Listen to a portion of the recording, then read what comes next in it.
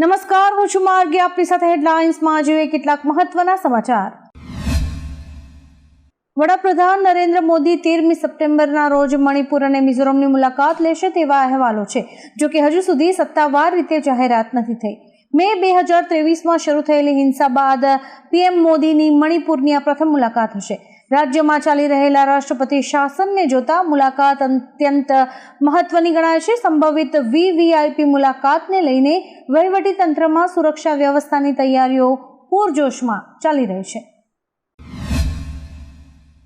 હવામાન વિભાગ દ્વારા રાજ્યમાં 2 દિવસ ભારે વરસાદની આગાહી કરવામાં આવી છે. હવામાન વિભાગે જણાવ્યું હતું કે 48 કલાક બાદ રાજ્યમાં વરસાદની તીવ્રતા વધે તેવી શક્યતા છે. દક્ષિણ ગુજરાતમાં ભારેથી અતિ ભારે વરસાદની સંભાવના છે. આ દરમિયાન ભારે પવન ગાજવીજ સાથે વરસાદ થાય તેવી શક્યતા છે, કારણ કે બંગાળની ખાડીમાં લો પ્રેશર સક્રિય થયું છે. ભુજની સંસ્કાર કોલેજની વિદ્યાર્થીનીની હત્યાની ઘટનાને લઈને એબીવીપી ગુજરાતભરમાં વિરોધ પ્રદર્શન કરશે. ગુજરાતનું પ્રતિનિધિ મંડળ મુખ્યમંત્રી, ગૃહમંત્રી અને શિક્ષણ મંત્રીને મળીને આવેદનપત્ર સોંપશે. રાણી લક્ષ્મીબાઈની જન્મ જયંતિ નિમિત્તે મિશન સાહસી હેઠળ કોલેજ કેમ્પસમાં યુવતીઓને આત્મસુરક્ષા તાલીમ આપી મહિલાઓની સુરક્ષા માટે સજ્જ કરાશે. રાજ્યના ચણિયાચોળી અને હસ્તકલા વેપારીઓ કહે છે કે આ ટેરિફને કારણે તેમની નિકાસમાં લગભગ 50% ઘટાડો થયો છે. સુરત અને અમદાવાદથી અમેરિકામાં કાપડ અને હસ્તકલાની નિકાસ રૂપિયા 29,400 કરોડની છે, જેમાં ચણિયાચોળીનો મહત્વપૂર્ણ ફાળો છે. નિષ્ણાતોના મતે એવો અંદાજ છે કે 27 ઓગસ્ટ 2025થી લાગુ કરાયેલા 50% ટેરિફથી ગુજરાતની નિકાસમાં 50 થી 70% જેટલો ઘટાડો થઈ શકે છે. ઇન્ડિગોનું એક વિમાન ઉડાન ભરતાની સાથે જ પક્ષી સાથે અથડાયું, જેના કારણે તેના આગળના ભાગને નુકસાન થયું હતું. ઇન્ડિગોના 6E812 વિમાનમાં કુલ 272 મુસાફરો સવાર હતા. ઘટના બાદ તરત જ વિમાનને સુરક્ષિત રીતે નાગપુર એરપોર્ટ પર ઉતારી દેવાયું હતું. સદભાગ્યે તમામ મુસાફરો સલામત છે અને કોઈ જાનહાનિ નથી નોંધાઈ. એરલાઇન તરફથી તપાસ શરૂ કરાઈ છે અને મુસાફરોને વૈકલ્પિક વ્યવસ્થા અપાઈ હતી. ભારત માટે એક ગૌરવની પળ છે અને મોટી સફળતા ભારતને હાથ લાગી છે. ભારતે તેની પહેલી સેમિકન્ડક્ટર ચિપ લોન્ચ કરી છે. વિક્રમ 32 બીટ પ્રોસેસરવાળી આ made in India chip PM મોદીને ભેટમાં આપવામાં આવી છે. આ પ્રસંગે પીએમ મોદીએ કહ્યું કે સેમિકન્ડક્ટર વિશ્વમાં એવું કહેવામાં આવે છે કે તેલ કાળું સોનું હતું, પરંતુ ચિપ્સ ડિજિટલ હીરા છે. આપણી છેલ્લી સદી તેલ પર બનેલી હતી, પરંતુ 21મી સદીની શક્તિ એક નાની ચિપમાં સમાયેલી છે. આ ચિપમાં વિશ્વના વિકાસને વેગ આપવાની શક્તિ છે. પાકિસ્તાન અત્યારે ભયાનક પૂરથી ઘેરાયું છે. પંજાબ અને સિંધ પ્રાંતમાં નદીઓ ઉફાન પર છે અને અનેક ગામો પાણીમાં ગરકાવ છે. આ વચ્ચે પાકિસ્તાનના રક્ષાપ્રધાન ખ્વાજા આસિફનું વિવાદિત નિવેદન વાયરલ થયું છે. એક ન્યૂઝ ચેનલની ક્લિપમાં તેઓ પૂર પીડિતોને પૂરને આશીર્વાદ સમજી લેવા એવી સલાહ આપતા જોવા મળ્યા છે. તેમણે નાગરિકોને બકેટ, ટબ અને અન્ય વાસણોમાં પૂરનું પાણી સ્ટોર કરવાની અજીબ સલાહ આપી છે. ટ્રમ્પના 50% ટેરિફ અને ભારત પર પ્રતિબંધોની અપીલથી જીઓપોલિટિક્સમાં ફેરફાર થયો છે. જોકે જર્મન વિદેશ મંત્રી જોહાન વેડફુલે ભારતની મુલાકાત પહેલા અમેરિકાને ઝટકો આપતા કહ્યું કે ભારત સાથે રાજકીય, આર્થિક અને સાંસ્કૃતિક સંબંધો ગાઢ કરીશું. તેઓ 2 થી 3 સપ્ટેમ્બરે ભારતની મુલાકાતે છે. વેડફુલે એક્સ પર લખ્યું કે ભારત ઇન્ડો પેસિફિકમાં મુખ્ય ભાગીદાર છે. સુરક્ષા, ટેકનોલોજી અને કામદારોની ભરતીમાં સહયોગની અપાર સંભાવનાઓ છે. ટેકાના ભાવે ખરીદી માટે નોંધણી શરૂ થયાના બીજા દિવસે પણ સર્વરમાં ધાંધિયા થતા ખેડૂતો હેરાન થયા છે. રાજ્યના કૃષિ મંત્રી રાઘવજી પટેલે જણાવ્યું કે ખેડૂતો ઈ-સમૃદ્ધિ પોર્ટલ પર ટેકાના ભાવે મગફળી ખરીદી માટે નોંધણી કરાવી રહ્યા છે, પરંતુ પ્રથમ દિવસે નોંધણી શરૂ થતાં સર્વર ડાઉન થયું હતું. બીજા દિવસે પણ સર્વરમાં સમસ્યા ચાલુ રહેતા ખેડૂતો હેરાન થયા હતા. જરૂર પડશે તો નોંધણીનો સમય પણ લંબાવાશે. આવકવેરા વિભાગે વાપી, મુંબઈ અને પુણેમાં મોટા પાયે સર્ચ ઓપરેશન હાથ ધર્યું છે.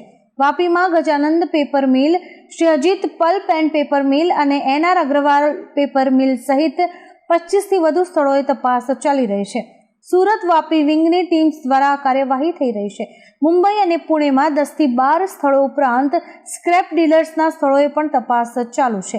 કુલ 35થી વધુ સ્થળોએ ઓપરેશન ચાલુ છે. SCOનું પૂર્ણ સભ્યપદ ન મળતા પાકિસ્તાનના ગાઢ મિત્ર અઝરબૈજાને ભારત વિરુદ્ધ પોતાનો રોષ ઠાલવ્યો છે.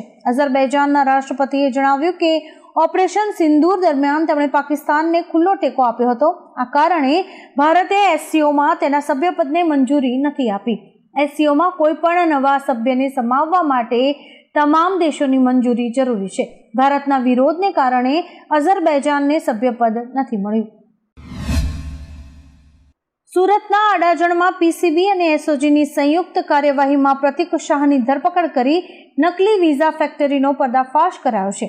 UK, કેનેડા, મેસેડોનિયા, સર્બિયા, ચેકોસ્લોવેકિયા અને યુરોપના નકલી વિઝા સ્ટીકર્સ મળ્યા છે, જેમાંથી 5 સ્ટીકર જપ્ત થયા છે.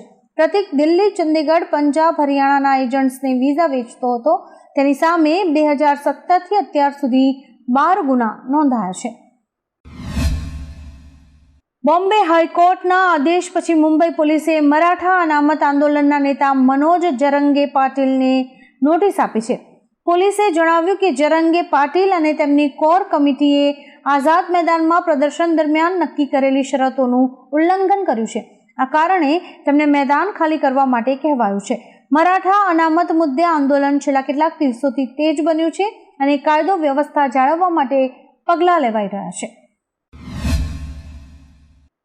ભારત સરકારે શેરડીના રસ અને મોલાસીસમાંથી ઇથેનોલ ઉત્પાદન પરની મર્યાદા દૂર કરી છે. આ નિર્ણય 2025-2026થી અમલમાં આવશે. સુપ્રીમ કોર્ટે 20% ઇથેનોલ મિશ્રિત ઇંધણને મંજૂરી આપ્યા બાદ આ પગલું ભરાયું છે. ખાંડ મિલો અને ખેડૂતોને તેનો મોટો લાભ થશે. જોકે સરકાર ઇથેનોલ ઉત્પાદનમાં ખાંડના ઉપયોગ પર નજર રાખશે, જેથી વર્ષભર ખાંડની ઉપલબ્ધતા જળવાઈ રહે. પૂર્વ American national security adviser NSA Jake સુલિવાને દાવો કર્યો છે કે ડોનાલ્ડ ટ્રમ્પે પોતાના રાષ્ટ્રપતિ કાર્યકાળ દરમિયાન રાષ્ટ્રીય હિત કરતાં વ્યક્તિગત અને કુટુંબી બિઝનેસને પ્રાધાન્ય આપ્યું હતું. સુલિવાન મુજબ ટ્રમ્પે પોતાના ધંધાના ફાયદા માટે ભારત કરતાં પાકિસ્તાનને વધુ મહત્વ આપ્યું અને અનેક વખત ભારત સાથેની વ્યૂહાત્મક ભાગીદારીને અવગણીને પાકિસ્તાન સાથે વેપારી સંબંધોને આગળ ધપાવ્યો હતો. અફઘાનિસ્તાનમાં ભૂકંપથી 800થી વધુ લોકોના મોત અને 2500થી વધુ લોકો ઘાયલ થયા છે. આ કપરા સમયે અફઘાનિસ્તાનની ક્રિકેટ ટીમે માનવતાનું ઉદાહરણ આપ્યું છે. UAEમાં ચાલી રહેલી ટ્રાય T20 શ્રેણીમાં ખેલાડીઓએ જાહેરાત કરી કે તેઓ ત્રીજી મેચની સંપૂર્ણ ફી કુનારમાં ભૂકંપ પીડિત પરિવારોને દાન કરશે. આ નિર્ણયની સોશિયલ મીડિયા પર પ્રશંસા થઈ રહી છે. રાજ્યમાં આગામી 7 દિવસ સાર્વત્રિક વરસાદની આગાહી છે. હવામાન વિભાગ અનુસાર low pressure, upper air circulation અને મોન્સૂન ટ્રફ સક્રિય હોવાથી વરસાદની સંભાવના છે.